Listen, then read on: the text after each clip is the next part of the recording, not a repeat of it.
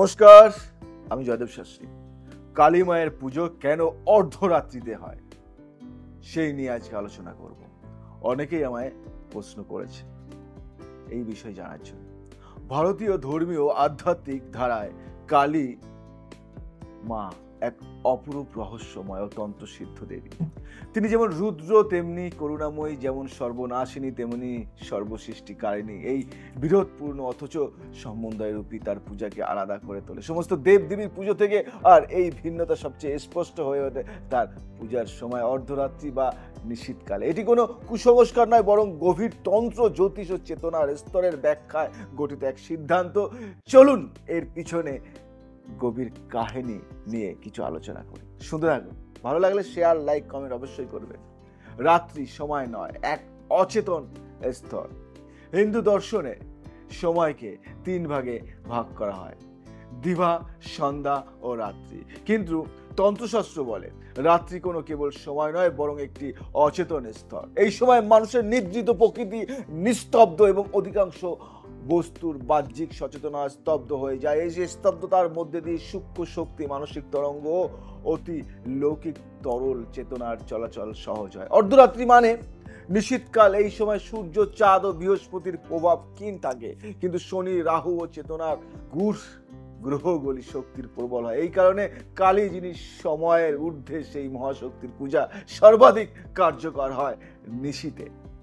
কালী কাল ও অন্ধকারের সমাহার।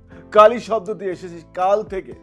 তিনি কেবল সময় নয়, সেই সময়ের পরেও যে শক্তি থাকে, অর্থাৎ মহাকাল। কাল মানে ধ্বংস, অন্ত, এবং কালী মানে সেই ধ্বংসের অধিপতি। তন্ত্রে বলা হয়েছে অন্ধকার হলো একধারে ভয় ও মুক্তির দ্বার। কালী মায়া সেই অন্ধকারেরই রানী, যিনি আতঙ্কের মধ্যে দিয়ে ভয়কে নাশ করেন। তাই অন্ধকার যখন সবচেয়ে গভীর, অর্থাৎ মধ্যরাত্রি বা নিশীথকালে, তখনই তার প্রকৃত রূপ জাগ্রত হয় এবং পূজার ফলস্বরূপ আত্মা গভীরভাবে সংযত হতে পারে। বুঝতে পারলে? এবার কিছু রহস্যের কথা বলি তন্ত্র সাধনার। নিশা হলো দ্বার, কালী হলেন রক্ষা কবচ। তন্ত্রশাস্ত্র বলে রাত্রি হলো দেবী সাধনার আসল ক্ষেত্র, বিশেষ করে শক্তি সাধনা। কারণ এই সময় চেতনার স্তর নিম্নগামী হয় এবং সুষমা নারী সর্বাধিক সংবেদনশীল অবস্থায় থাকে। এই সময় কালী সাধনা করলে তিনটে জিনিস সহজে হয়। কি হয়? 1 নম্বর, নিজের ভেতরের ভয় ও আবেগকে নিয়ন্ত্রণ করা। 2 নম্বর, বহির্জগৎ থেকে মুক্তি হয়ে আত্মাকে উপলব্ধি করা। 3 নম্বর, তন্ত্রময় শক্তিকে সঠিকভাবে আহ্বান করা। বুঝতে পারলে? অধিকাংশ তন্ত্র শাস্ত্রী ও সাধকরা নিশা ও কালী এই দুই শব্দকে একই অস্তিত্বের দিক হিসেবেই দেখেন। রাত্রিকাল ও নেতিবাচক শক্তির প্রাবল্য। কালী হন তাদের নাশিনী। রাত্রিকাল মানেই এমন এক সময় যখন নেগেটিভ এনার্জি বা অপশক্তি সক্রিয় হয়, যেমন ভৌতিক বা প্রেতাত্মার গতি, নজর দোষ, তন্ত্রমন্ত্র, অভিশাপের প্রভাব, অলক্ষীর শক্তি। হয়তো মাথার উপর দিয়ে যাচ্ছে, তাই না? ভালো করে শুনতে হবে, বারংবার শুনতে হবে। এই সমস্ত অশুভ শক্তির দমন করতে কেবল কালী। তাই অর্ধরাত্রি সেই সময় যখন কালী মা নিজেই সশরীরে বিরাজমান হন, এই সমস্ত শক্তিকে ভক্ষণ করেন। তার এই রুদ্র রূপ পূজার মাধ্যমে প্রার্থনাকারীকে সুরক্ষা দেন। আধ্যাত্মিক স্তরে আত্মা ও মহাশক্তির সংযোগ। অর্ধরাত্রি মানে বাহ্যিক স্তরের স্তব্ধতা আর অন্তর্লোকের উন্মোচন। এই সময় মানুষের বাইরে ইন্দ্রিয় শান্ত হয় এবং মন অভ্যন্তরে প্রবেশ করে। কালী মায়ের সাধনা এই নির্জন মুহূর্তে সর্বাধিক ফলপ্রসূ হয়, কারণ চেতনা সূক্ষ্ম স্তরে প্রবেশ করে, জাগতিক শক্তি দুর্বল হয়, আত্মার মহাশক্তির সঙ্গে সংযোগ সহজ হয়। অর্থাৎ অর্ধরাত্রির কালী সাধনা মানে আত্মা, শক্তি ও শূন্যতার এক পবিত্র মিলন ক্ষেত্র। এবার একটা কথা বলি, অমাবস্যা ও অর্ধরাত্রি দুটি শক্তিশালী সূক্ষ্ম দরজা।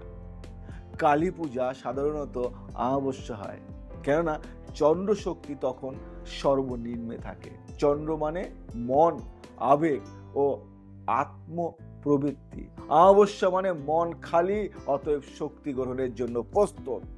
এই অমাবস্যা যখন মিলিত হয় নিশীথকালের সঙ্গে, তখন সৃষ্টি হয় এক উচ্চতর শক্তি ক্ষেত্র। তাই কালী মায়ের পূজাকে এই সময় করলে সেই শক্তি প্রাণ, মন ও কর্মে প্রবলভাবে কাজ করে। ভয় নয়, মুক্তির রাত্রি, এটাই কালী পুজোর প্রকৃতি রূপ।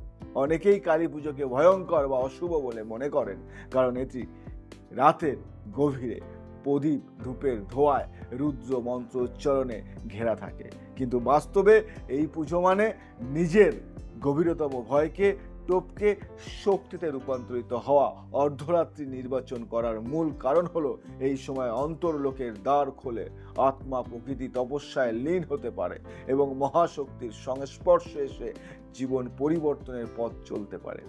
আপনি কি কখনো অর্ধরাত্রিতে নিঃশব্দে কালী মায়ের সামনে ধ্যান করেছেন?